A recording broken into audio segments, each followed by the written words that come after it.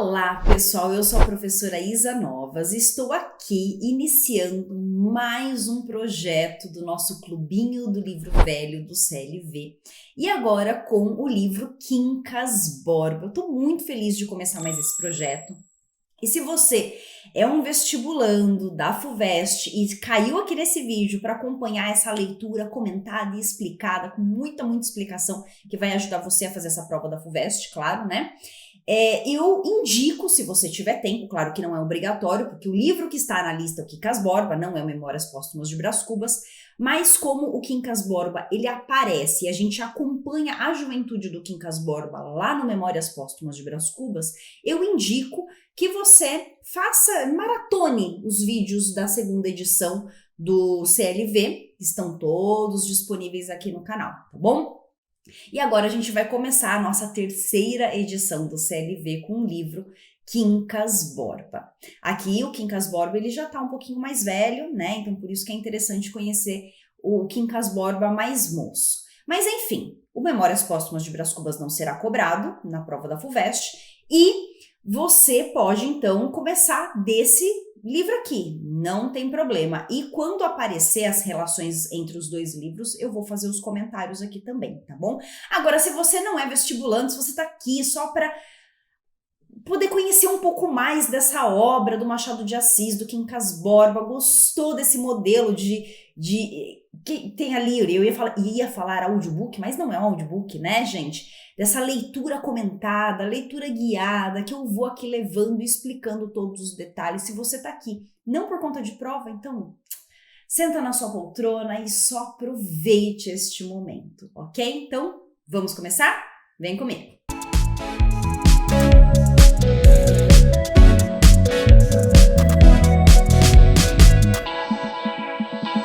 Capítulo número 1. Rubião fitava a enseada. Eram 8 horas da manhã. Quem o visse com os polegares metidos no cordão do chambre, à janela de uma grande casa de Botafogo, cuidaria que ele admirava aquele pedaço de água quieta, mas em verdade vos digo que pensava em outra coisa, cotejava o passado com o presente, que era há um ano professor, que é agora capitalista. Olha para si, para as chinelas, umas chinelas de Tunis, que lhe deu o recente amigo Cristiano Palha, para a casa, para o jardim, para a enseada, para os morros e para o céu, e tudo, desde as chinelas até o céu, tudo entra na mesma sensação de propriedade. Eu vou interromper aqui não acabou ainda o capítulo, tá? Vou interromper para fazer algumas explicações. Porque, gente, aqui a gente tem o Rubião. Então, guarda esse nome, porque o nosso protagonista do livro Quincas Borba não é o Quincas Borba, é o Rubião, tá? A gente vai falar mais sobre isso daqui pra frente. Então, a gente tem aqui o Rubião. O Rubião, olha a cena, né? Ele tá às 8 horas da manhã, numa casa grande, e a gente consegue já perceber que ele não é um criado dessa casa grande. Ele é o dono da casa. Por quê? Porque ele tá vestindo um chambre, né, um roupão, ele tá ali com as suas chinelas de Tunis, sem fazer nada, ele tá apenas na janela, observando a enseada, observando o morro, observando o céu e observando as coisas. Tá ali matando o seu tempo, né? Então ele é o dono da casa, Rubião rico, é isso que nós temos, tá? Uma outra coisa importante nesse parágrafo é que ele diz assim, o que ele era há um ano? Um professor. E o que é agora? Capitalista. Então a gente tem essa questão que diz que ele estava ali na janela cotejando, né, o futuro, o presente com o passado. Então qual era o passado de Rubião? Há um ano ele era um mero professor, um simples professor. Engraçado a gente observar que desde a época do Machado de Assis, professor é pobre, né? E o que ele é agora? Um capitalista. Ser capitalista é uma profissão. Olha que engraçado isso, né? Porque não é uma profissão. Ele está dizendo que agora o Rubião está cheio de dinheiro e o trabalho dele é pura e simplesmente cuidar desse dinheiro e aproveitar o dinheiro. Ele não precisa mais trabalhar, né? Então é esta a condição deste Rubião. Uma outra coisa importante nesse parágrafo ainda é que aparece o nome do Cristiano Palha, de um amigo. Gravem esse nome. Ele vai aparecer bastante na história também, tá bom? Continuando. Vejam como Deus escreve direito por linhas tortas, pensa ele. Se Mana Piedade tem casado com Quincas Borba, apenas me daria uma esperança colateral. Não casou, ambos morreram, e aqui está tudo comigo, de modo que o que parecia uma desgraça. E 3 pontinhos, ele não finaliza aquele pensamento. Então, o que ele diz aqui? Que Deus escreve direito por linhas tortas. E por quê? Porque ele foi beneficiado com o quê? Com a morte do amigo Quincas Borba e da irmã dele, da Mana Piedade. A Mana Piedade, irmã do Rubião, tá? Então, ele acabou recebendo algum benefício da morte, da desgraça, que é a morte de alguém, né? E além disso, eles não casaram, quer dizer, isso significa que Quincas Borba e a irmã dele casariam, mas não casaram e morreram, e ele foi beneficiado com isso. E ele tá pensando sobre isso e interrompe esse pensamento. Por que ele interrompe esse pensamento? Vamos ver agora no capítulo número 2. Que abismo que há entre o espírito e o coração. O espírito do ex-professor, vexado daquele pensamento, arrepiou caminho, buscou outro assunto, uma canoa que ia passando. O coração, porém, deixou-se estar a bater de alegria. Então aqui a gente tem uma comparação. Ele diz do espírito do coração, né? A palavra que ele usa. Eu entendo mais como se fosse algo racional e algo sentimental, certo? Que estão ali num conflito, de acordo com esse pensamento que ele teve, né, no capítulo anterior, que o deixou vexado. Diz aqui que ele ficou vexado, quer dizer, ele ficou envergonhado de pensar isso, de pensar que ele foi beneficiado com a morte da irmã dele e com a morte do amigo Quincas Borba. Daí, continuando, que lhe importa a canoa, nem o canoeiro, que os olhos de Rubião acompanham arregalados. Ele, coração, vai dizendo que uma vez que a Mana Piedade tinha de morrer, foi bom que não casasse, podia vir um filho ou uma filha. Bonita canoa, antes assim, como obedece bem aos remos do homem, o certo é que eles estão no céu. Não, um capítulo bem curtinho, com 2 vozes, né? A voz do espírito e a voz do coração. Entendo eu que é a voz da razão e a voz do sentimento. Então, enquanto a razão, ela pensa, né, sobre esse benefício que veio a partir dessa desgraça e se sente envergonhado e tenta fugir desse pensamento, como que a razão tenta fugir? Tenta pensar na canoa que tá passando, fica observando outras coisas, tenta mudar de assunto, né? Tenta desviar esse pensamento. Mas enquanto isso, tem o coração, e o coração é sentimento, e o sentimento a gente não consegue esconder da gente mesmo, não é mesmo? Então o coração acaba confessando aquilo que ele está sentindo. E o que ele está sentindo não é algo muito legal, né? Por quê? Porque ele sente alegria, de fato, por ter acabado bem, né? Rico, depois da morte do Quincas Borba e da Mana Piedade. Mais detalhes sobre esse assunto a gente vai conhecer nos próximos capítulos, tá? Capítulo número 3. Um criado trouxe o café, Rubião pegou na xícara e então lhe deitava açúcar, ia disfarçadamente mirando a bandeja, que era de prata lavrada, prata, ouro, eram os metais que amava de coração. Não gostava de bronze, mas o amigo Palha disse-lhe que era matéria de preço, e assim se explica este par de figuras que aqui está na sala, um Mefistófeles e um Fausto. Tivesse, porém, de escolher, escolheria a bandeja, primor de argentaria, execução fina e acabada.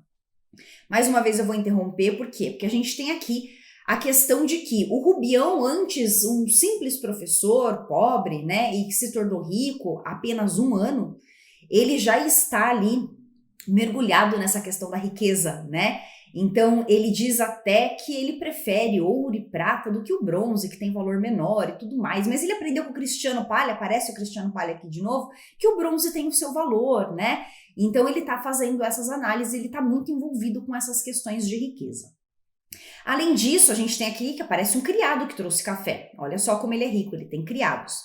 Uma outra coisa que acaba passando, a gente às vezes lê e não percebe, é que ele cita as estatuetas que ele tem naquela sala, que são do Mefistófeles e o Fausto. Qual que é essa história mitológica, né? Que o Fausto, ele vendeu a sua alma para esse demônio Mefistófeles. Então a gente pode o Machado de Assis não coloca as coisas aqui à toa, né? Então a gente pode fazer uma conexão dessa história, dessa historinha, dessas estatuetas com o que está acontecendo com o Rubião. Será que ele também está vendendo a sua alma, né, para esta riqueza e está se deixando levar por toda essa riqueza e o poder, né, que a riqueza traz? Está se deixando levar pelas ideias desse tal amigo Cristiano Palha? Ele também está vendendo a sua alma? Então a gente pode fazer essas conexões que são muito interessantes. Agora, continuando. Esse trechinho que eu vou ler agora, ele vai falar sobre a questão do escravo e do criado, tá? É muito importante, daqui a pouco eu vou falar sobre, vou fazer a leitura primeiro, daqui a pouco eu vou falar sobre as datas, a gente vai falar um pouquinho do contexto, que é muito importante. Vamos lá.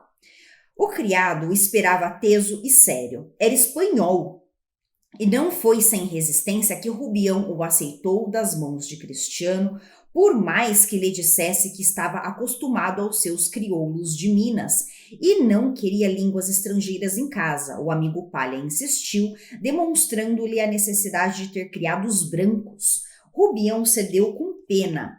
O seu bom pajem, que ele queria pôr na sala, como um pedaço da província, nem o pôde deixar na cozinha, onde reinava um francês, Jean, foi degradado a outros serviços. Então, olha que interessante essa colocação. Quem acompanha Memórias Póstumas de Brás Cubas viu que Machado de Assis ele sempre cita essa questão do negro, Machado de Assis negro, de família negra e assim por diante, tá? Então, ele sempre que ele pode, ele vai tratar desse assunto.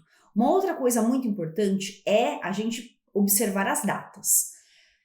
A abolição aconteceu em 1888. Esse livro foi publicado em 1891. Olha a aproximação com a data. Além disso, esse livro, enquanto Machado de Assis estava escrevendo, porque esse livro, antes de virar livro, ele acabou sendo publicado capítulo a capítulo em folhetins, né?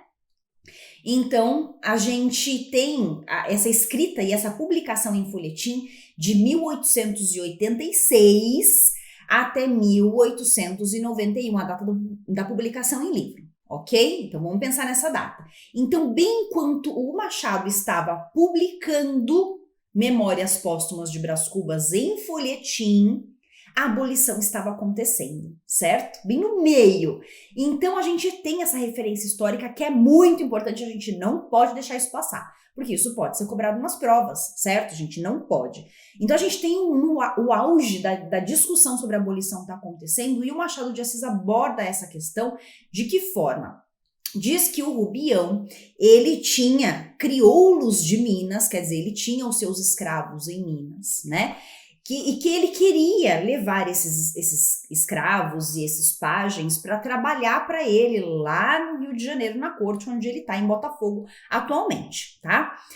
Só que, de acordo com as referências e as ideias do Cristiano Palha, era muito mais fino, era muito mais chique, trazia mais status você ter criados brancos. E por isso que ele cita que ele acabou dispensando esses outros trabalhadores negros, né? Ou ele dispensou, ou ele acabou colocando essas pessoas para outros serviços e deixou trabalhando dentro da casa criados brancos. Um deles espanhol e um outro francês na cozinha, tá? Que era mais fino. Então, continuando, agora a gente tem um diálogo. Quincas Borba está muito impaciente? Perguntou o Rubião, bebendo o último golo de café e lançando um último olhar à bandeja. Me parece que sim, o espanhol respondendo, né? Lá vou soltá-lo. Como assim? Quincas Borba preso? Ele vai soltar o Quincas Borba? Vocês estão percebendo isso? Será que ele está falando da pessoa Quincas Borba? Se você já conhece a história, você sabe que ele não tá falando da pessoa. Mas se você ainda não conhece, daqui a pouco a gente fala de quem que ele tá falando aqui, tá bom? Daqui a pouco a gente volta. Continuando. Não foi, deixou-se ficar algum tempo a olhar para os móveis, vendo as pequenas gravuras inglesas que pendiam da parede por cima dos 2 bronzes. Rubião pensou na bela Sofia, mulher do Palha. Deu alguns passos e foi sentar-se no puff, ao centro da sala, olhando para longe. Foi ela que me recomendou aqueles 2 quadrinhos, quando andávamos os 3 a ver coisas para comprar. Estava tão bonita, mas o que eu mais gosto dela são os ombros que vi no baile do coronel. Que ombros! Parecem de cera, tão lisos, tão brancos. Os braços também, oh, os braços, que bem feitos. Gente, vocês perceberam aqui? Rubião Talarico. Rubião está ali gamado na esposa desse amigo Cristiano Palha, certo? A Sofia Palha, grave esse nome, Sofia Palha, a esposa de Cristiano Palha, porque ela é muito importante para a história e o Rubião, ó, tá de olho nela, tá? Continuando. Rubião suspirou, cruzou as pernas e bateu com as borlas no chambre sobre os joelhos. Sentia que não era inteiramente feliz, mas sentia também que não estava longe a felicidade completa. Recompunha de cabeça uns modos, uns olhos, uns requebros sem explicação, a não ser esta, que ele o amava e que o amava muito. Não era velho, ia fazer 41 anos e rigorosamente parecia menos. Esta observação foi acompanhada de um gesto. Passou a mão pelo queixo, barbeado todos os dias, coisa que não fazia dantes por economia e desnecessidade. Um simples professor. Usava suíças, mais tarde deixou crescer a barba toda. A suíça é aquela barba, aquela costeleta larga aqui, tá? Então tá dizendo que ele acabou depois deixando essa barba, né? Esse estilo, ele foi criando estilo, um estilo mais chique, né? Para acompanhar quem era da corte. Uma outra coisa importante é que ele tem 41 anos já, tá bom? Continuando, usava suíças que mais tarde deixou crescer a barba toda, tão macias que dava gosto passar os dedos por elas. E recordava assim o primeiro encontro na estação de Vassouras, onde Sofia e o marido entraram no trem da estrada de ferro, no mesmo carro em que ele descia de Minas. Foi ali que achou aquele par de olhos viçosos que pareciam repetir a exortação do profeta: todos vós que tendes sede, vinde às águas.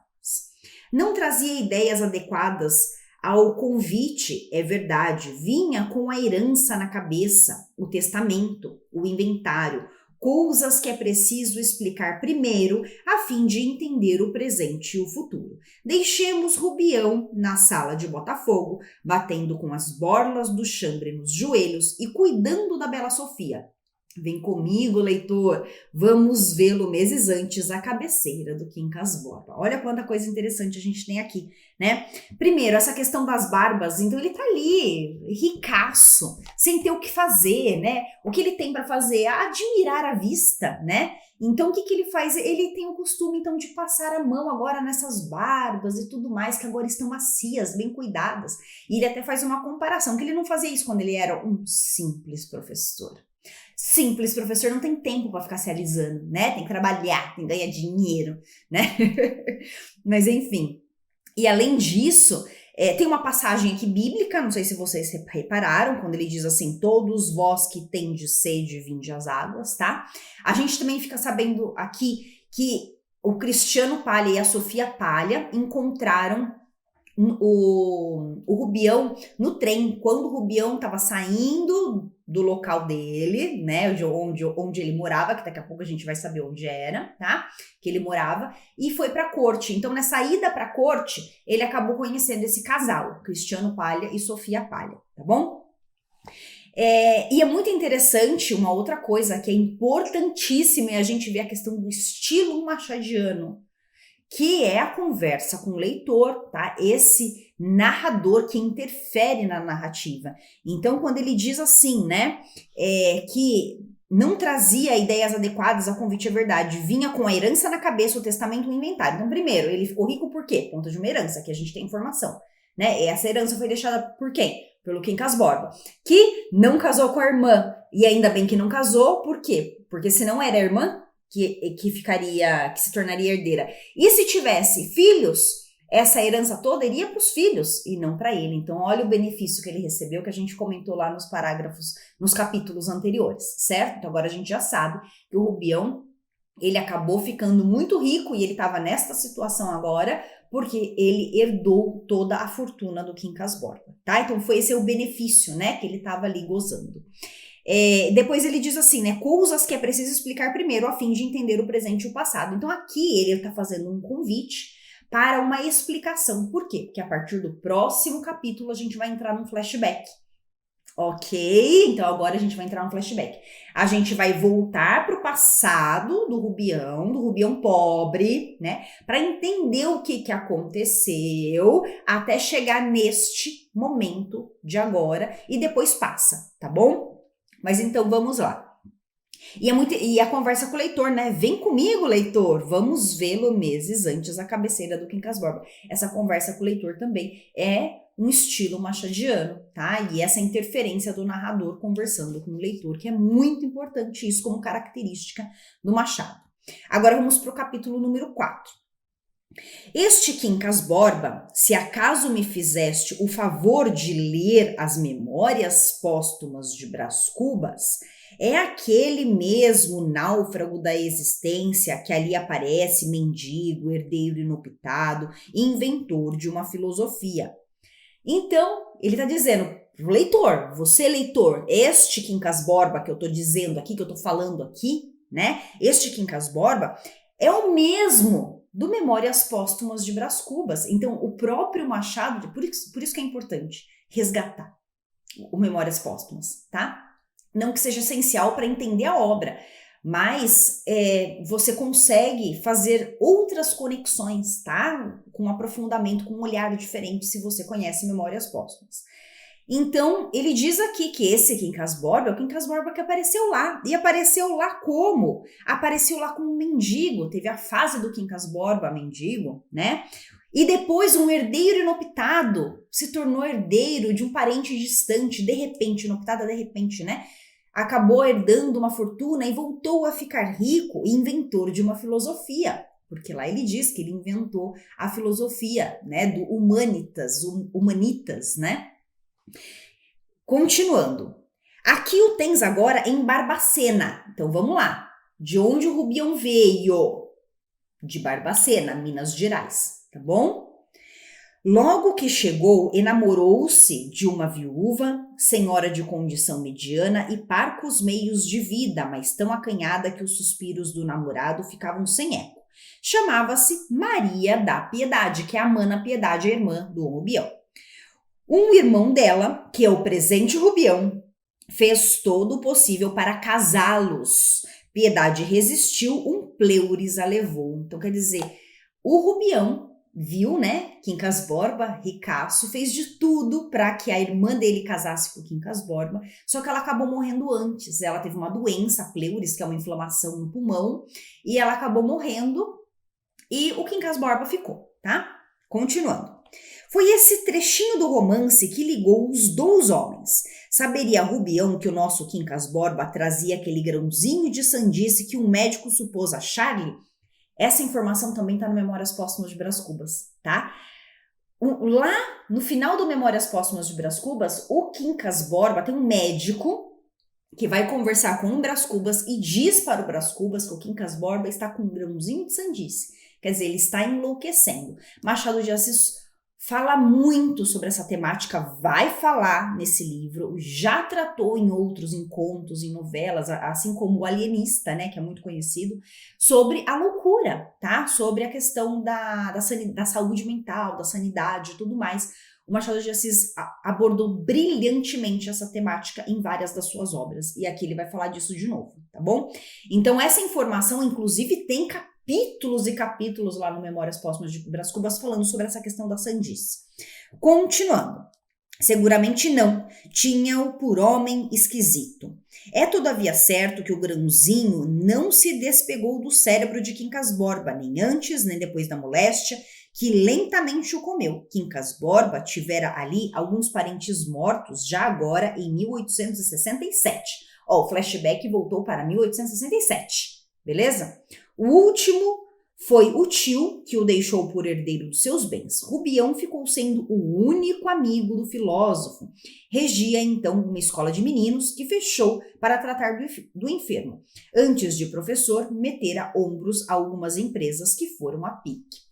Então, qual que é a aproximação ali que existe, né, entre o Rubião e o Quincas Borba? Eles acabaram se conhecendo, viraram amigos, quase cunhados, né? Mas a irmã do Rubião acabou morrendo e ele acabou se tornando o único amigo do Quincas Borba. Por quê? O Quincas Borba já estava meio doidinho. O tio dele, né? O tio do Quincas Borba, o único tio vivo, também tinha morrido. Então, só sobrou o Rubião como amigo, tá? Então, olha só que coisa, né? Que indicação ali maravilhosa do destino para o Rubião, tá? Por quê? Porque o Rubião, o Quincas Borba nesse momento tá rico e ele era o único amigo. Quando o Quincas Borba adoeceu de fato e ficou bem doente e de cama, já velhinho, o Rubião acabou deixando, tá, a profissão dele, né, de professor, para cuidar do amigo do Quincas Borba e ficou ali como um enfermeiro em tempo integral do Quincas Borba. Continuando. Durou o cargo de enfermeiro mais de 5 meses, perto de 6. Era real o desvelo de Rubião, paciente, risonho, múltiplo, ouvindo as ordens do médico, dando os remédios às horas marcadas, saindo a passeio com o doente, sem esquecer nada, nem o serviço da casa, nem a leitura dos jornais, logo que chegava a mala da corte ou a de Ouro Preto. Então, ele ficava ali, o Rubião, cuidando do Quincas Borba, né, doente. Uma coisa importante aqui, a gente falar, né, que chegava a mala, quer dizer, os jornais chegavam, as informações chegavam de onde? Da corte, Rio de Janeiro, e de Ouro Preto. Ouro Preto, naquela época, era a capital da província de Minas Gerais, tá bom? Então, só para a gente poder ter essa ideia histórica também. E eles estão no interior de Minas, Barbacena. Tu és bom, Rubião, suspirava Quincas Borba, grande façanha, como se você fosse mal. A opinião ostensiva do médico era que a doença de Quincas Borba iria saindo devagar. Um dia, o nosso Rubião, acompanhando o médico até a porta da rua, perguntou-lhe qual era o verdadeiro estado do amigo. Ouviu que estava perdido, completamente perdido, mas que o fosse animado, para que tornar-lhe a morte mais aflitiva pela certeza. Então, o médico que vai visitar o Quincas Borba e cuida dele, um dia o Rubião chama esse médico e diz, como é que tá a saúde do Quincas Borba? Ele vai se recuperar? O médico diz assim, vai não, ele vai morrer. E já tá morrendo, a morte chega rápido, tá? Então, ele já avisa o Rubião dessa morte. E o Rubião diz o seguinte, né? Lá isto não atalhou o Rubião para ele morrer, é negócio fácil. Nunca leu um livro que ele escreveu há anos, não sei que negócio de filosofia. Então, o Rubião diz assim pro médico, não, mas a gente não precisa ter esse cuidado de não falar pro Quincas Borba, ele vai morrer tranquilamente. Ele é filósofo, né? Ele vai morrer tranquilamente, ele fala muito sobre essa questão de morte e tudo mais. E o médico diz o seguinte, é uma frase muito interessante. O médico diz assim, não, mas a filosofia é uma coisa e morrer de verdade é outra. Adeus. É a questão, né, da teoria e da prática, né? A diferença entre a teoria e da prática, né? E o médico acaba abrindo os olhos do Rubião neste fato. Agora vamos para o capítulo número 5. Rubião achou um rival no coração de Quincas Borba, um cão, um bonito cão, meio tamanho, pelo cor de chumbo, malhado de preto. Quincas Borba levava-o para toda parte, dormiam no mesmo quarto. De manhã, era o cão que acordava o senhor, trepando ao leito onde trocavam as primeiras saudações. Uma das extravagâncias do dono foi dar-lhe o seu próprio nome, mas explicava-o por 2 motivos, um doutrinário, outro particular. Então, lembra lá atrás, quando eu falei para vocês, guarda essa informação de que ele soltou um cachorro, soltou o Quincas Borba, então não era a pessoa Quincas Borba, era o cachorro, tá? E o cachorro do Quincas Borba, qual que é o nome? Quincas Borba. Então, Quincas Borba deu o próprio nome dele, né, para o cachorro Quincas Borba. A gente vê essa questão da sandícia do Quincas Borba, porque quem que dá o próprio nome pro cachorro, né? Imagina, eu tenho a minha cachorrinha aqui, a Amora, eu vou dar o nome para ela de Isa Novas.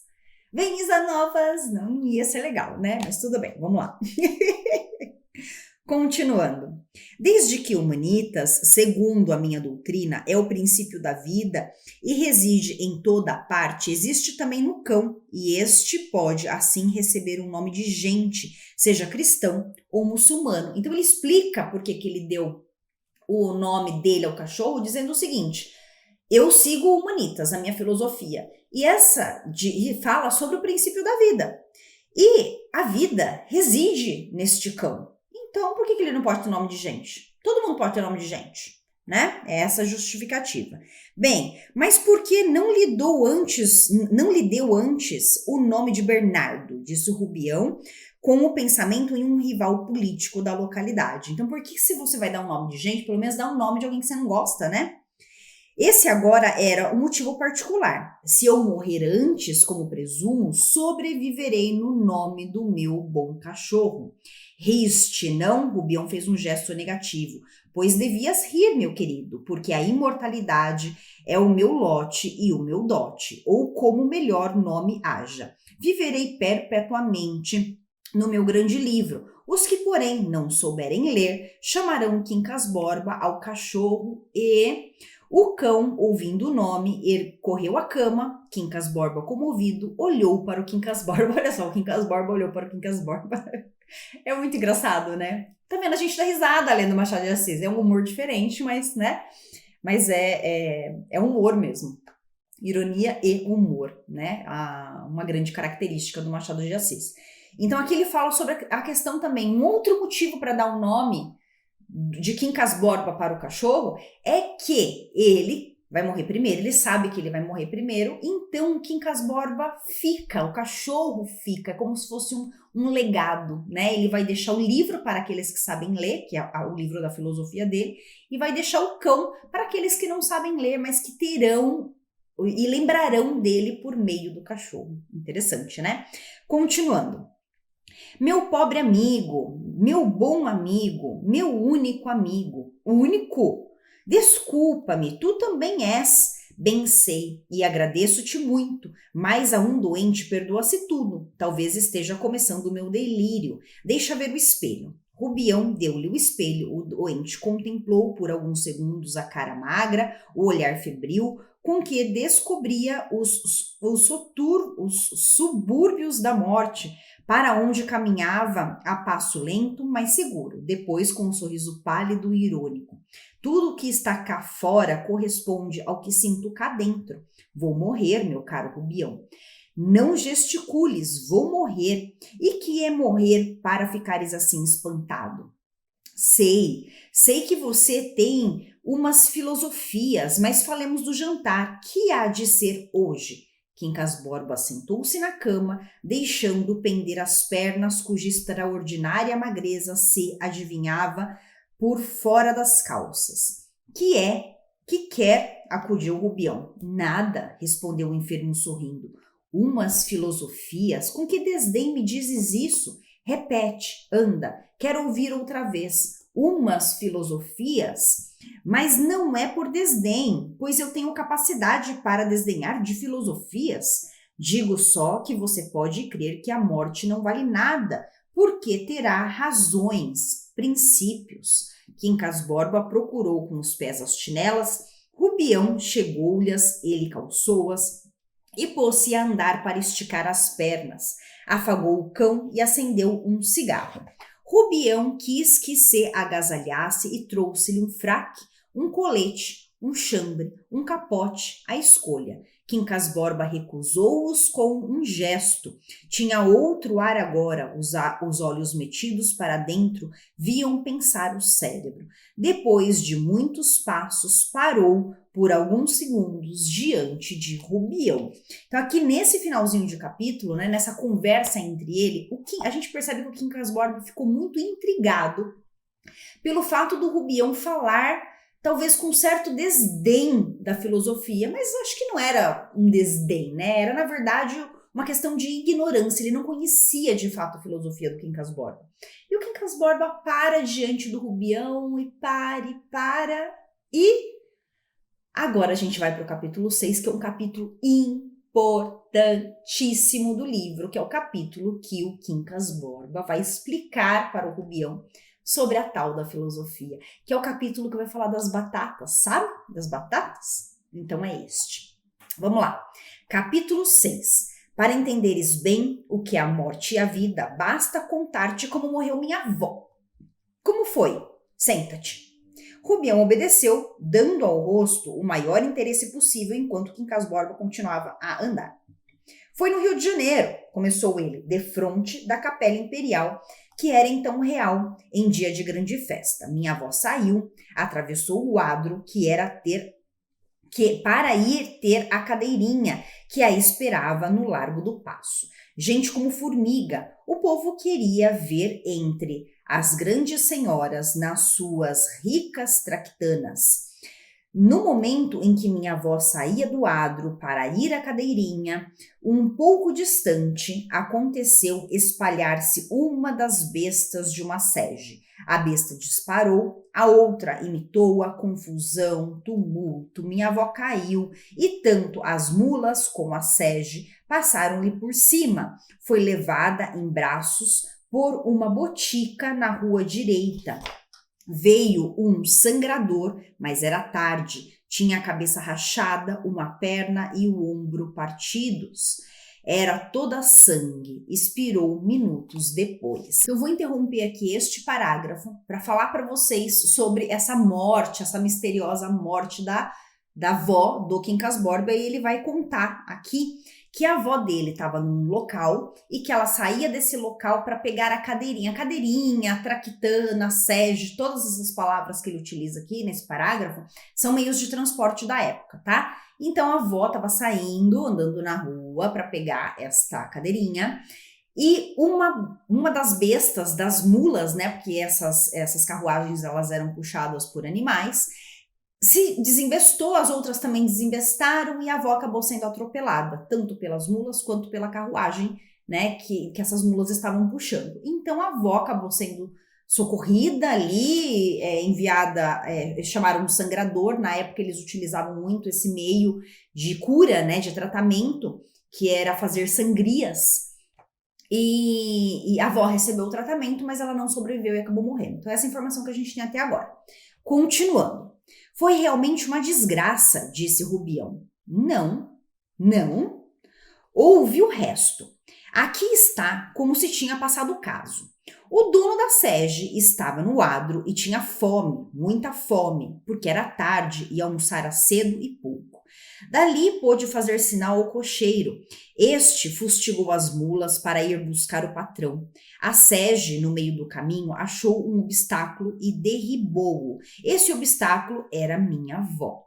O primeiro ato dessa série dos atos foi um movimento de conservação. O Manitas tinha fome. Se em vez de minha avó fosse um rato ou um cão, é certo que minha avó não morreria, mas o fato era o mesmo, o Manitas precisava comer. Se em vez de um rato ou de um cão fosse um poeta, Byron ou Gonçalves Dias, diferia o caso no sentido de dar matéria a muitos necrológicos, mas o fundo subsistia. O universo ainda não parou por lhe faltarem alguns poemas mortos em flor na cabeça de um varão ilustre ou obscuro. Mas o Manitas, e isso importa antes de tudo, o Manitas precisa comer.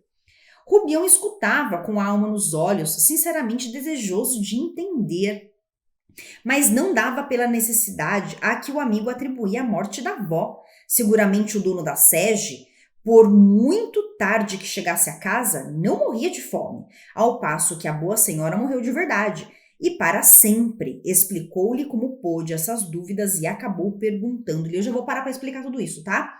E que humanitas é esse? Humanitas é o princípio, mas não digo nada. Tu não és capaz de entender isso, meu caro Rubião. Falemos de outra coisa. Diga sempre. Quincas Borba, que não deixara de andar, parou alguns instantes. Queres ser meu discípulo? Quero. Bem, irás entendendo aos poucos a minha filosofia no dia em que a houveres penetrado inteiramente. Ah, nesse dia terás o maior prazer da vida, porque não há vinho que embriague com a verdade. Crê-me, o humanitismo é o remate das coisas.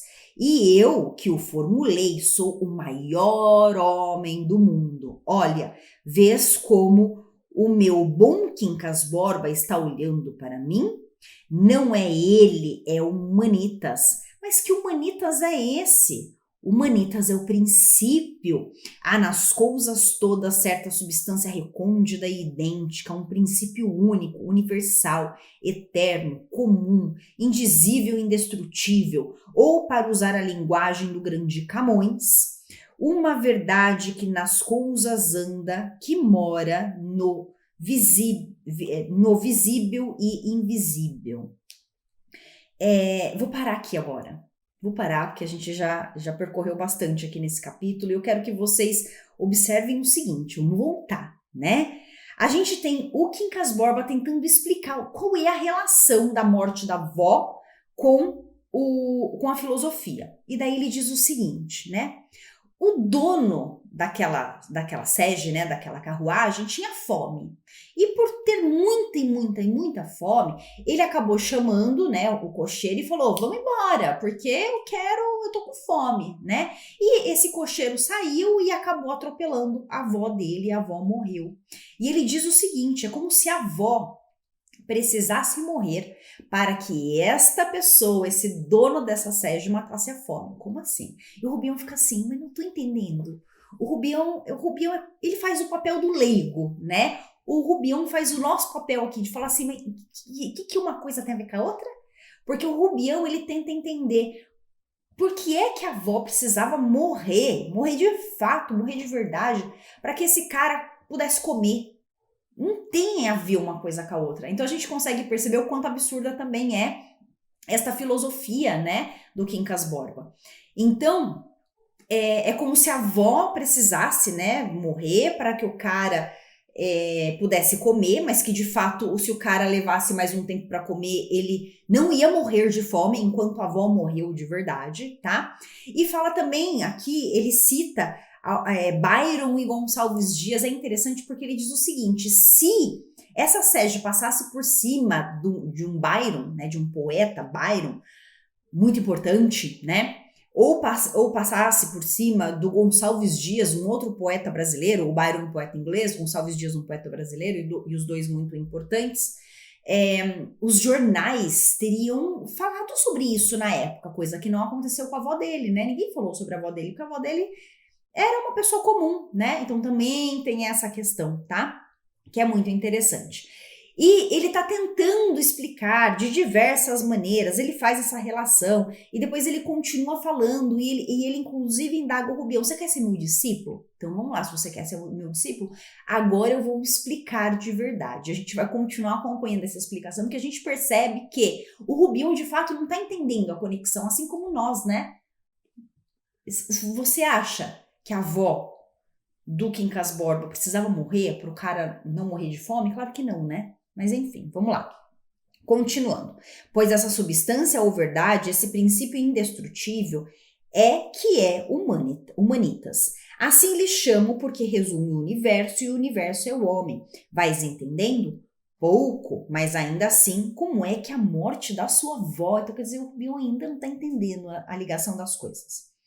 Não há morte, o encontro de duas expansões ou a expansão de duas formas pode determinar a supressão de uma delas, mas rigorosamente não há morte, há vida, porque a supressão de uma é a condição da sobrevivência da outra e a destruição não atinge o princípio universal e comum. Daí o caráter conservador e benéfico da guerra. Olha isso, gente. Ele está dizendo que ele está confirmando que a ideia dele é essa. Sabe a lei, o darwinismo, né? A lei da seleção natural, de que os mais fortes sobrevivem e os mais fracos morrem. É isso que ele está falando. Quer dizer, e ele diz o seguinte, não há morte, né? Por quê? Porque a pessoa que morre, ela continua vivendo naquele que ficou mais forte. Por quê? Porque aquele que morre precisou morrer para que aquele mais forte sobrevivesse, né? O que a avó dele tem a ver com isso, né? Porque não é o caso, né? A avó dele poderia sobreviver, o cara ia levar um pouquinho mais de tempo para comer, mas não ia morrer de fome. Mas enfim, né? É isso que ele tá falando aqui, né? O Quincas Borba não tá. O Machado de Assis, gente, quando ele coloca essa ideia do darwinismo, ele não está defendendo a lei da seleção natural. Pelo contrário, ele tá, na verdade, fazendo uma crítica, ele tá mostrando o quanto absurdo é isso, tá? Essa lei da seleção natural. Como assim? Que a gente mata os mais fracos e tá tudo bem? Né? Os mais fracos morrem e tá tudo bem? Como assim? Né? Não é assim que a humanidade deve viver, né? Agora a gente vai para as batatas. Presta atenção que a gente vai para as batatas. Agora ele vai explicar a filosofia.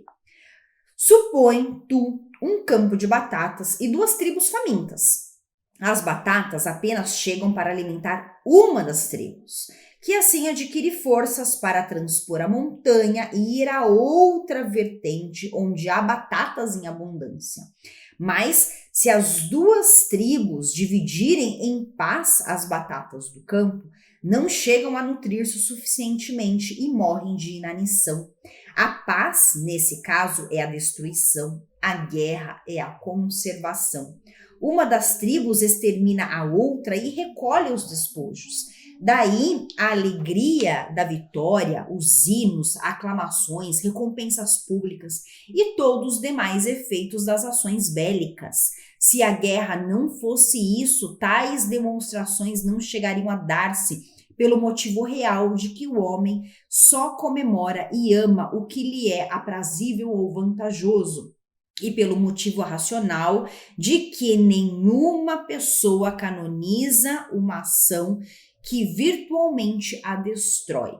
Ao vencido, ódio ou compaixão. Ao vencedor, as batatas. Então aqui a gente tem a explicação desta filosofia das batatas que tanto se fala, né? E a gente precisa de fato conhecer. 2 tribos, elas precisam então comer, né, se alimentarem, daí a analogia das batatas, para que elas possam chegar a um outro local que tem alimento em abundância. O problema é que há batatas apenas para sustentar uma única tribo. Então elas vão guerrear, a mais fraca morre, a mais forte sobrevive, e esta mais forte come as batatas e consegue chegar num outro local. E aquele que morreu? E aquele que morreu? Sobra o que para essas pessoas? Ódio ou compaixão. Ao vencido, ódio ou compaixão, né? Ai, que dó, que pena, morreu, né, tadinho, né? Então é isso que ele tá falando. Gente, é uma grande crítica, tá? É essa questão social de que o mais forte ele sobrevive, né? São ricos e pobres, são os privilegiados, né, e aqueles que não são privilegiados, os opressores e oprimidos, é toda essa relação que é uma relação complexa dentro da sociedade, tá? Continuando. Mas a opinião do exterminado, então o Rubião faz os mesmos questionamentos que a gente faz, né? Mas e aí? Mas e o exterminado? E aquele que morreu? Não há exterminado, é o que Quincas Borba responde. Não há exterminado. Desaparece o fenômeno, a substância mesma. Nunca viste ferver água? Há de lembrar-te que as bolhas fazem-se e desfazem-se de contínuo e tudo fica na mesma água. Os indivíduos são essas bolhas transitórias. Bem, a opinião da bolha... Bolha não tem opinião. Aparentemente, há nada mais constritor, né? Constritor é triste, não há nada mais triste que uma dessas terríveis pestes que devastam um ponto no globo, e todavia esse suposto mal é um benefício, não só porque elimina os organismos fracos, incapazes da resistência, como porque há lugar à observação, à descoberta da droga curativa. A higiene é filha de podridões seculares, devemo-la a milhões de corrompidos infectos. Nada se perde, tudo é ganho. Repito, as bolhas ficam na água. Vês este livro? É Dom Quixote. Se eu destruir o meu exemplar, não elimino a obra que continua eterna nos exemplares subsistentes e nas edições posteriores. Eterna e bela, belamente eterna, como este mundo divino e supradivino.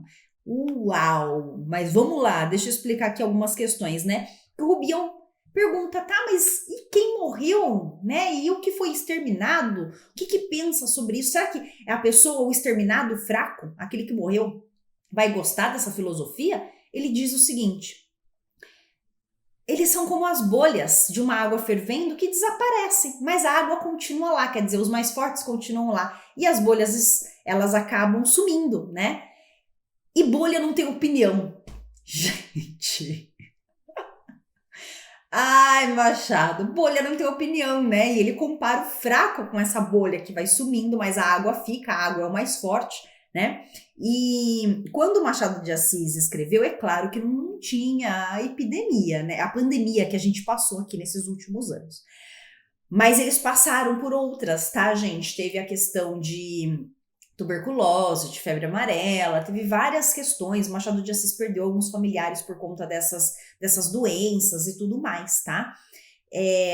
Então, se a gente for pensar aqui, parar para pensar, a gente pode fazer uma referência ao que aconteceu com a gente agora, atualmente, né? Quando ele diz assim, né? Olha o absurdo do pensamento, né? Dessa filosofia da lei da seleção natural, da questão do darwinismo, que eram as teorias cientificistas que se falavam muito na época do realismo. E o Machado de Assis critica essas filosofias, né, essas teorias cientificistas, de que a pandemia, de certa forma, ela foi boa. Será? É claro que o Machado de Assis não estava falando da nossa pandemia que a gente passou aqui, estava falando, né, de anteriores, né? Mas, gente, como é que a gente pode pensar que ela foi boa só porque agora foi por conta da pandemia que pessoas sobreviveram, outras pessoas sobreviveram, e desta pandemia acabou surgindo a cura, vacina e tratamentos e tudo mais. Então, o Quincas Borba diz que no final das contas é bom que isso aconteça. Mas e quem morreu? É bom para quem? Certo? Porque as pessoas que morreram, as pessoas que perderam seus familiares não vão achar que isso é bom, certo? Então, a gente pode pensar nessa questão. Machado de Assis faz uma crítica muito e muito forte a essas teorias cientificistas e principalmente ao darwinismo, mas a gente pode dizer também que o Machado de Assis critica o positivismo da época. O positivismo dizia que as pessoas, que há uma, digamos assim, uma teoria, né, uma ideia de que as coisas precisam ser explicadas de modo científico. E é também o que Quincas Borba está querendo fazer aqui, porque ele está querendo explicar de modo científico, certo? Por meio de uma filosofia e de um livro que ele está construindo, de uma ideia e não sei o que e tudo mais. Ele está querendo trazer explicação, né, científica para os fatos que estão acontecendo na sociedade. Então a gente também pode enxergar aqui uma crítica ao positivismo, tá? Então são várias críticas. Gente, essa filosofia do Quincas Borba, né, do Humanitas, na verdade muito satírica, tá? Está satirizando, está ironizando essas teorias cientificistas. Uma outra coisa aqui, que também no final do capítulo, desculpe me alongar, mas é importante explicar, é que ele fala sobre a questão do Don Quixote, né, sobre o legado. E isso é de fato, né, as pessoas, cada pessoa que vive acaba deixando algo para o outro. E ele faz analogia aqui com o livro Don Quixote. Se eu pegar esse livro e eu picar esse livro, eu acabo com a obra? Não, a obra fica. Né? Então aquilo que a gente faz em vida acaba ficando em outros também, e isso é o legado que a gente deixa, né? As memórias que a gente deixa, aquilo que a gente construiu para as outras pessoas que vão lembrar de nós. Continuando, capítulo 7. Quincas Borba calou-se de exausto e sentou-se ofegante. Rubião acudiu, levando-lhe água e pedindo que se deitasse para descansar, mas o enfermo, após alguns minutos, respondeu que não era nada. Perdera o costume de fazer discursos, é o que era, e afastando com um gesto a pessoa de Rubião, a fim de poder encará-la com esforço, empreendeu uma brilhante descrição do mundo e das excelências. Misturou ideias próprias e alheias, imagens de toda sorte, idílicas, épicas, a tal ponto que Rubião perguntava a si mesmo como é que um homem que ia morrer dali a dias podia tratar tão galantemente daqueles negócios. Ande repousar um pouco, Quincas Borba refletiu. Não, vou dar um passeio. Agora não, você está muito cansado. Qual? Passou. Ergueu-se e pôs paternalmente as mãos sobre os ombros de Rubião. Você é meu amigo? Que pergunta! Diga!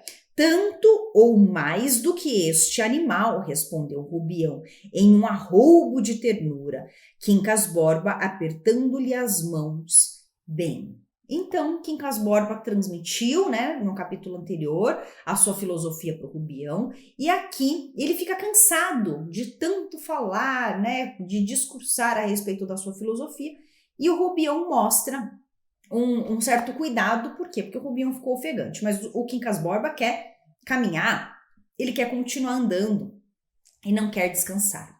Capítulo 8.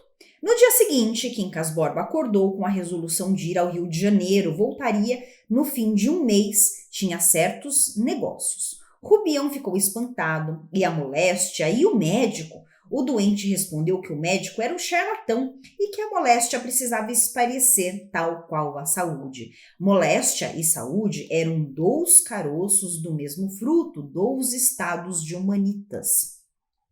Vou a alguns negócios pessoais, concluiu o enfermo, e levo, além disso, um plano tão sublime que nem mesmo você poderá entendê-lo. Desculpe-me esta franqueza, mas eu prefiro ser franco com você a sê-lo com qualquer outra pessoa. Rubião fiou do tempo que este projeto lhe passasse, como tantos outros, mas enganou-se. Acrescia que, em verdade, o doente pareceria estar melhorando. Não ia à cama, saía à rua, escrevia. No fim de uma semana, mandou chamar o tabelião. Tabelião? Repetiu o amigo. Sim, quero registrar o meu testamento. Ou vamos lá os 2. Foram os 3, porque o cão não deixava partir o amo e senhor sem acompanhá-lo. Quincas Borba registrou o testamento com as formalidades de estilo e tornou tranquilo para casa. Rubião sentia-se bater-lhe o coração violentamente. Então, só uma pausa aqui para dizer que, primeiro, o Quincas Borba, ele vai para o Rio de Janeiro, tá? É importante a gente saber disso, por quê? Porque lá no Memórias Póstumas de Brás Cubas, a gente tem o Quincas Borba lá no Rio de Janeiro, quando ele tá lá no leito de morte, certo? Lá ele vai para o Rio de Janeiro e vai para onde? Para a casa do Brás Cubas, certo? Ele vai visitar o Brás Cubas. Então, essa ida do Quincas Borba para lá é para visitar o Brás Cubas, tá? Então, só que o Rubião diz assim, eu acho que essa ideia dele vai passar. Só que antes de ir ao Rio de Janeiro, o que acontece? O Quincas Borba registra o testamento e o Rubião, o coração dele bate violentamente porque ele sabe que alguma coisa vem para ele nesse testamento. Não é possível, né? Depois de largar o emprego para cuidar do amigo e ser tão devoto, ser o único amigo a cuidar dele. Então, alguma coisa nesse testamento vem para o Rubião. É o que ele está pensando, por isso que o coração dele bate. Continuando. Está claro que eu não o deixo ir só para a corte, disse ele ao amigo. Não, não é preciso. Demais, Quincas Borba não vai. E não o confio a outra pessoa senão a você. Deixo a casa como está. Daqui a um mês estou de volta. Vou amanhã. Não quero que ele pressinta a minha saída. Cuide dele, Rubião. Cuido sim. Jura? Por esta luz que me alumia. Então sou alguma criança? Dê-lhe leite às horas apropriadas, as comidas todas de costume e os banhos. E quando sair a passeio com ele, olhe que ele não vá fugir. Não, é melhor que não saia. Não saia. Vá sossegado. Quincas Borba chorava pelo outro Quincas Borba. Não quis vê-lo à saída, chorava deveras, lágrimas de loucura ou de afeição, quaisquer que fossem, ele as ia deixando pela boa terra mineira, como o derradeiro suor de uma alma obscura prestes a cair no abismo. Então, o Quincas Borba acaba partindo, sim, ele vai para o Rio de Janeiro. Ele não diz aqui, mas nesse encontro ele foi para encontrar o Brás Cubas, porque essa informação está lá no outro livro, tá? E ele deixa o Quincas Borba cão aos cuidados do amigo Rubião. Então, com todos, né, as recomendações, faça isso, faça aquilo para o meu cachorrinho Quincas Borba e cuide dele. E o Rubião promete cuidar do cão Quincas Borba. E Quincas Borba vai embora. Capítulo 9.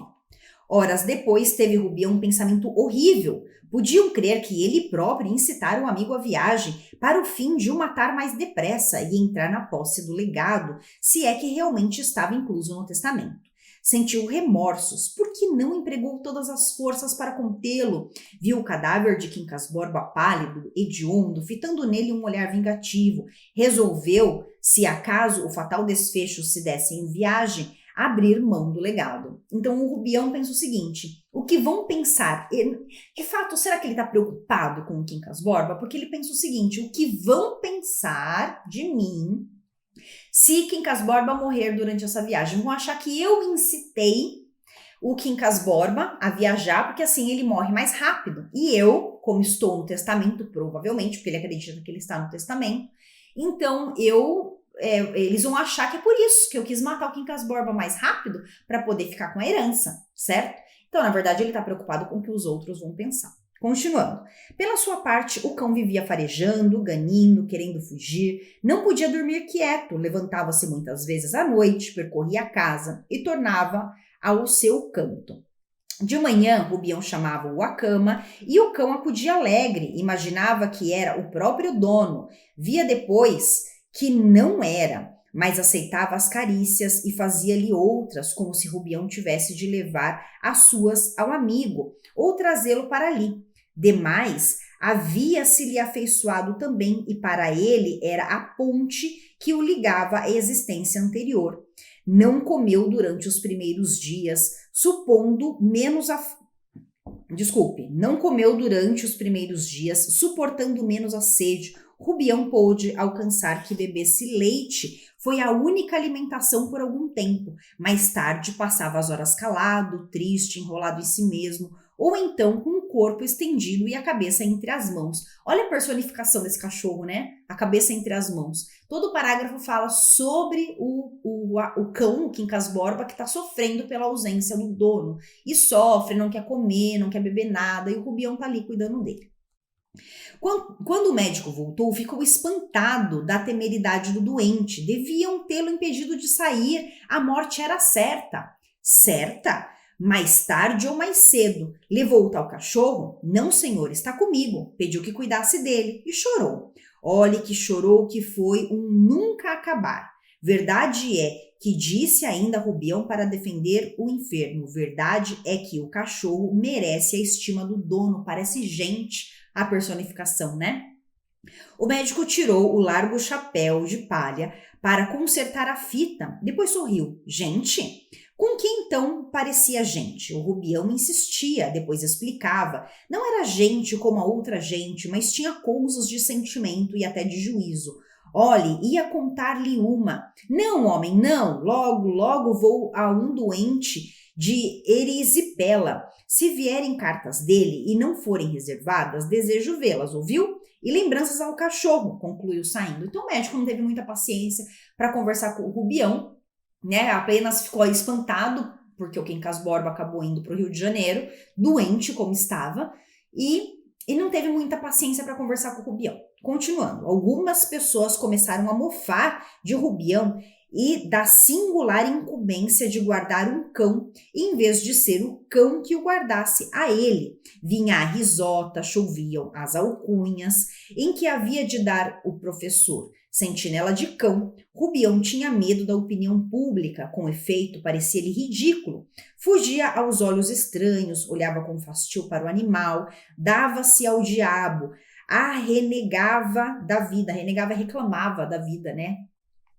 Não tivesse a esperança de um legado, pequeno que fosse, era impossível que ele não deixasse uma lembrança.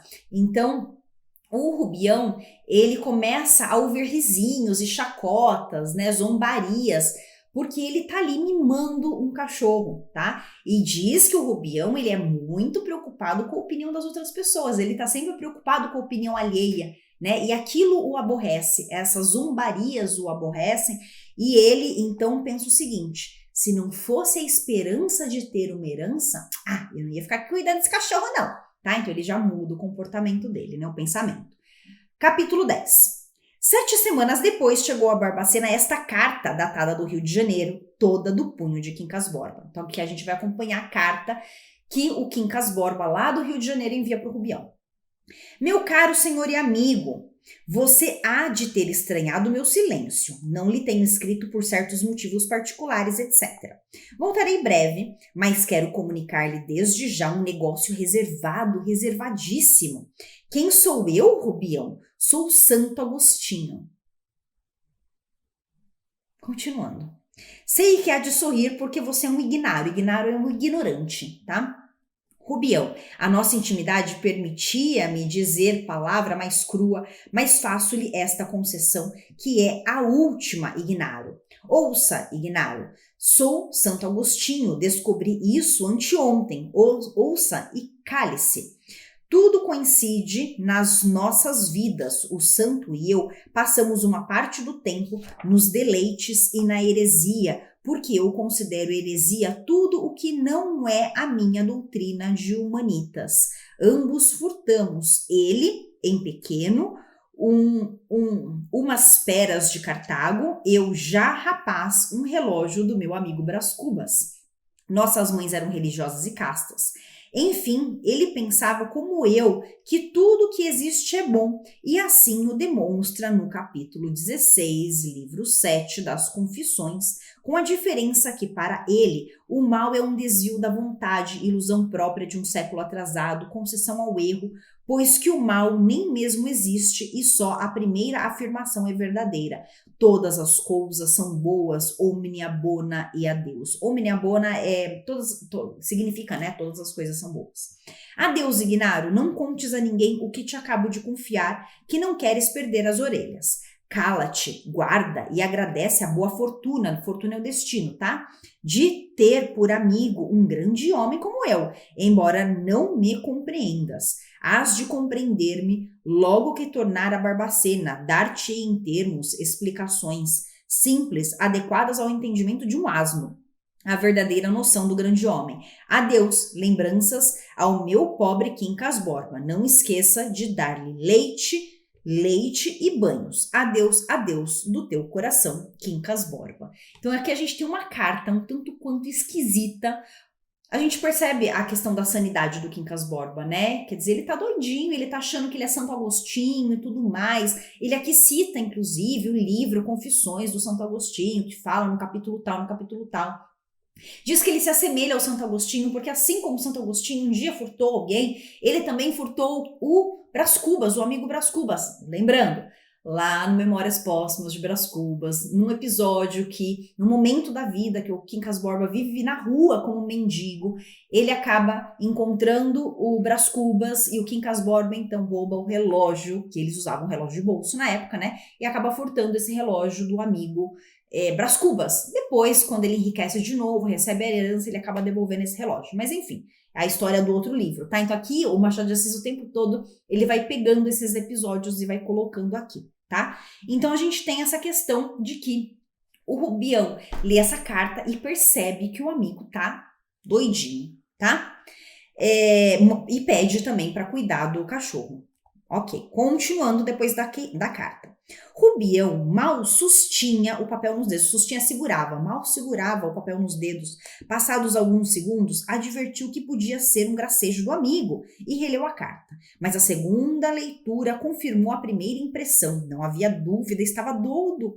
Pobre Quincas Borba, assim as esquisitices, a frequente alteração de humor, os ímpetos sem motivo, as ternuras sem proporção, não eram mais que prenúncios da ruína total do cérebro. Morria antes de morrer.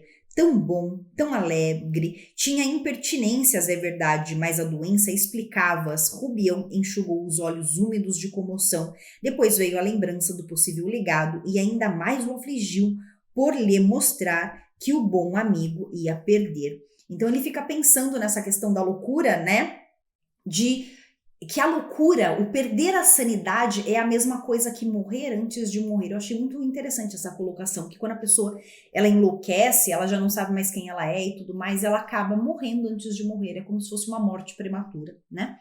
Continuando. Mas ainda uma vez ler a carta, quis ainda mais uma vez ler a carta, desculpe, agora devagar, analisando as palavras, desconjuntando-as para ver bem o sentido e descobrir se realmente era uma troça de filósofo. Aquele modo de o descompor brincando era conhecido, mas o resto confirmava a suspeita do desastre. Já quase no fim, parou, enfiado e pensativo.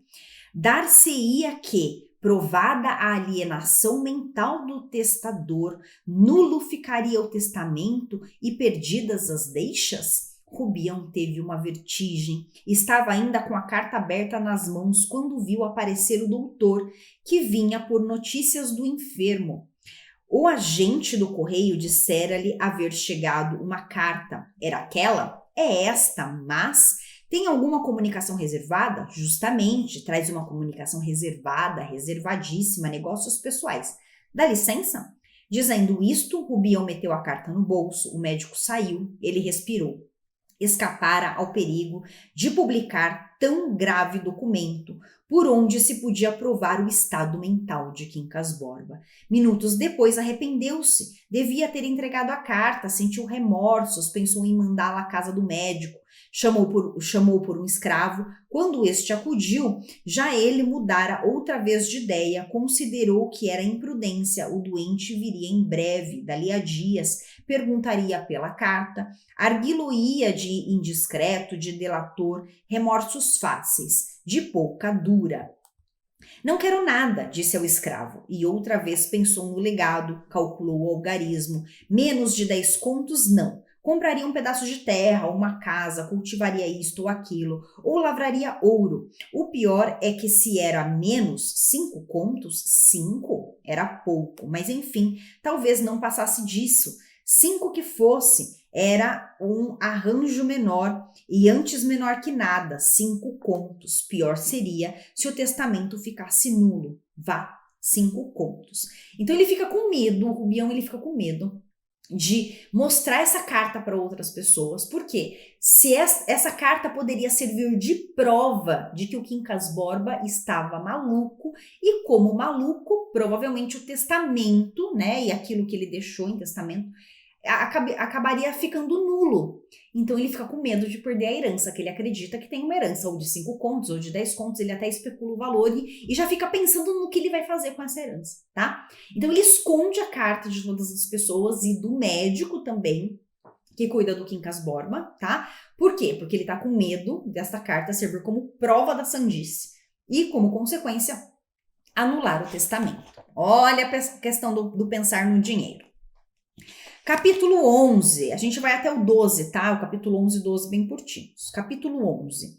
No começo da semana seguinte, recebendo os jornais da corte, ainda assinaturas do Quincas Borba, leu Rubião esta notícia em um deles. Então chega o jornal da corte do Rio de Janeiro, Rubião lê uma nota do jornal que diz o seguinte, vamos acompanhar a nota.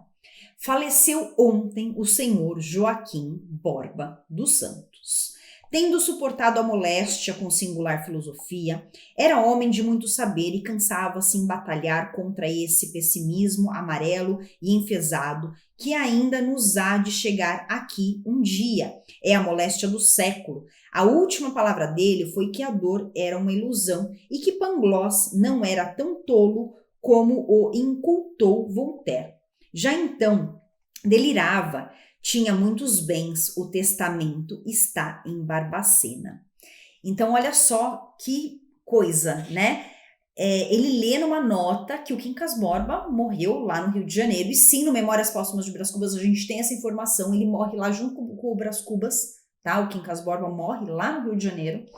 E então, quer dizer, o Quincas Borba morre, ele fica sabendo pela notícia do jornal, né? E fala sobre uma questão de uma moléstia, de uma certa loucura nessa nota, mas dá essa indicação de que essa loucura veio só no momento da morte mesmo, tá? Nos últimos instantes da vida, e que ele deixou um testamento, e o testamento estava registrado em Barbacena, onde está Rubião e o cachorro Quincas Borba. Agora vamos para o capítulo 12. Acabou de sofrer, suspirou Rubião. Em seguida, atentando na notícia, viu que falava de um homem que tinha apreço, consideração, a quem se atribuía uma peleja filosófica. nenhuma alusão à demência, ao contrário, o final dizia que ele delirara à última hora, efeito da moléstia, ainda bem. Rubião leu novamente a carta e a hipótese da troça pareceu outra vez mais verossímil. Concordou que ele tinha graça, com certeza, quis debicá-lo. Debicá-lo é zombar dele. Foi o Santo Agostinho, como iria a Santo Ambrósio ou a Santo Hilário, e escreveu uma carta enigmática para confundi-lo, até voltar e rir-se de logro, de engano. Então ele fala assim, lá na nota está dizendo que ele delirou como um louco só no último momento da morte. Então ele pensa assim, quer saber? Eu acho que aquela carta que o Quincas Borba me enviou, na verdade ele estava fazendo uma brincadeira comigo. Ele estava me enganando, era só uma brincadeira. Pobre amigo, estava são e morto. Sim, já não padecia nada. Vendo o cachorro suspirou. Coitado do Quincas Borba, se pudesse saber que o senhor morreu. Depois consigo. Agora, que já acabou a obrigação, vou dá-lo à comadre Angélica. E assim termina o capítulo. Então, quer dizer, olha só a questão, né? Do Rubião. Ele fica, ele sabe que vão abrir o testamento, a gente ainda não chegou nessa parte, vamos chegar e vamos ver o que vai sobrar desse testamento para o Rubião. Mas ele, que ficou ali com o cachorro, e o Quincas Borba, o amigo Quincas Borba, confiou esse cachorro ao Rubião, certo? E o Rubião, assim que vê, né, assim que fica sabendo que o Quincas Borba, que o amigo morreu, o que ele faz com o cachorro? Ele se livra do cachorro, certo? Ah, essa obrigação, as pessoas estão falando de mim, né, estão zombando de mim porque eu tô cuidando do cachorro, e estão mimando o cachorro. Quer saber? Eu vou dar esse cachorro para a comadre Angélica. Angélica é uma mulher que mora em Barbacena, e ela vai ser muito importante para a história, tá? Ela vai aparecer aqui, ela vai aparecer depois de novo. Então, quer dizer, ele pretende então dar o Quincas Borba, o cachorro, para a Angélica. E a gente terminou esse conjuntinho de capítulos bem no momento assim que o que vai acontecer? Quincas Borba morreu, vocês perceberam que por isso que o protagonista da história é o nosso Rubião e não o Quincas Borba, porque o Quincas Borba morre nas primeiras páginas, nos primeiros capítulos do livro, né? A gente está no capítulo 12, o livro tem 201 capítulos, então nós vamos seguir o livro agora sem o Quincas Borba homem.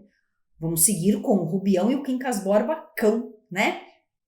Então, agora o que vai acontecer? Você tá curioso? Tá curiosa? Eu tô. Na verdade eu já sei, né? Mas aqui, ó, tô lendo como se fosse a primeira vez junto com vocês. A gente tem, e agora?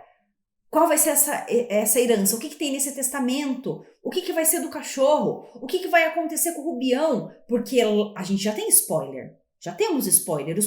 Nos primeiros capítulos do livro, já nos diz, o Machado de Assis já nos apresenta um Rubião já no Rio de Janeiro, tendo criados, conheceu Cristiano Palha, Sofia Palhas, rico.